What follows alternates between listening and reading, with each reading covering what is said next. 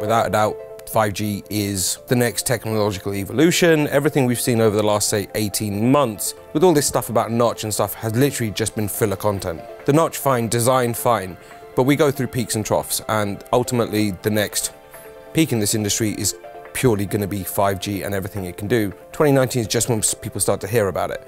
2020, 2021, we'll still be talking about 5G as the big thing. But instead of being, this is the world's first 5G phone, we'll be like, oh, and it supports 5G, and it will just become the commonplace and reach that inception point. You know, we're gonna hit 7 nanometers, we've done 7 nanometers. Eventually we're gonna get to 0.001 nanometers, it's gonna be like, no one cares. But 5G is the next big thing, and it's not, the difference that you would say the original part of the smartphone bit is, it's now the application of 5G beyond smartphone. Because smartphone is fine, we know that, but it's all about the stuff that's in your home, it's all about the car, it's about all of those consumer touch points that it's gonna affect, and then it's about how do companies actually tell customers what that's actually worth. 5G is not going to be cheap, and we don't know how much it's even going to cost, and that's going to make people again question whether they need that latest technology. They're going to want to incorporate 5G modems into their chipsets and offer that connectivity to people who can use it. 5G, everything in general is going to be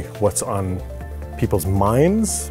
Don't necessarily know if that's going to lead into them buying a 5G product, whether that's a phone or something else. I just think it's a trend that everyone's going to be shouting down consumers' throats. Chipset manufacturers are trying to get 5G modems in there and ship that to any phone that is capable of being able to run it.